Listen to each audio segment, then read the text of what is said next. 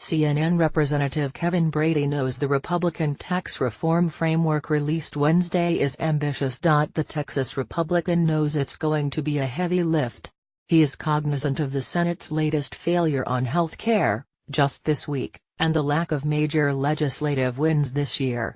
And he's aware of criticism that President Donald Trump isn't able to focus on anything for long enough to see it through.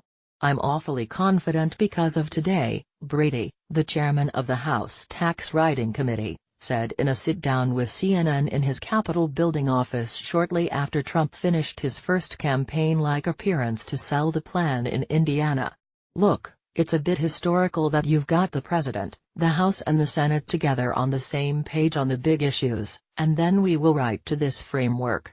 Brady's optimism is a regularity on Capitol Hill. Reporters who have been pelting him with detailed tax reform questions rarely get him riled on much, but so is his recognition of the stakes and difficulties ahead.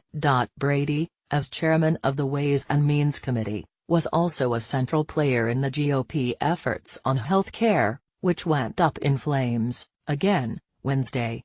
He says he's taken two key lessons: unify the Senate, House and White House early, and that nobody actually likes the current tax code.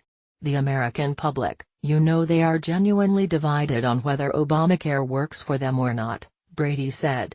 "But there is no one out there defending the current tax code.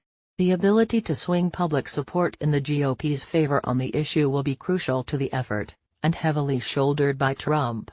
In that," Brady says, "Republicans start from a completely different position, I think, than in health care." But Brady is also fond of reminding people there's a reason a major tax overhaul hasn't been done in 31 years. And in many ways, it's that effort. In 1986, under President Ronald Reagan, Brady says he wants to mimic as he prepares to launch his own legislative effort. The 9-page, far-reaching framework released Wednesday laid out the skeleton of what is to become his final proposal, with a significant cut to the corporate tax rate, a collapse of the individual rate from 7 brackets to 3, and major incentives for business investment. It's a plan still sketchy on the most important details, something Brady readily acknowledges, but one that he doesn't plan on diverging from. His panel will fill in the details on the House side, the Senate Finance Committee will do the same on theirs, then the two versions would be reconciled. Finishing it all by year's end remains the timeline. Asked if he had any explicit red lines as the legislative process kicks off, Brady responded, "This framework is exactly where it ought to go.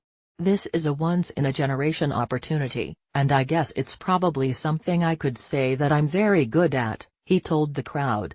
It was the type of speech that Republicans want the president to repeat over and over again in the coming months, one that was, for the most part, focused on the actual agenda item they are pushing forward on.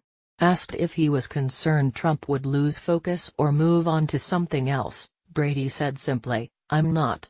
Brady said this of the speech: "Anyone who wondered, will the president get out and sell this? The speech he just gave should reassure you he's all in. It's all the more important," Brady noted, "given the army of lobbyists that is already picking at each individual provision that may end up in the bill. Look, they're gonna fight tooth and nail on this. They will take all of tax reform down to just keep their one special provision," Brady said. "The American people will have to join with us to make sure that doesn't happen." But it's a framework that Democrats in the House and Senate have already teed off on as skewed heavily toward wealthy individuals and corporations, something Trump has said explicitly he does not support. When Donald Trump was talking about this plan over the last few days, he talked about focusing on the middle class, and not helping the wealthy, Senator Chuck Schumer, the chamber's Democratic leader, told reporters. "The plan is a major disappointment, because it so deviates from everything the president said." Senator Ron Wyden, the top Democrat on the Senate Finance Committee, said the same outside opposition that was central to killing Republican efforts to repeal and replace Obamacare will soon come to bear against the tax plan. "The public will be equally strong against this plan that is so perverse in helping the wealthy and hurting the middle class," Wyden said. "And it will fail." Asked if he heard the attacks coming, especially related to the decision to drop the top individual rate from 39.6% to 35%, while raising the lowest rate from 10% to 12%, Brady said yes. I do. But it's nonsense, Brady said. We lower the tax brackets at every level, so we flatten out the tax code.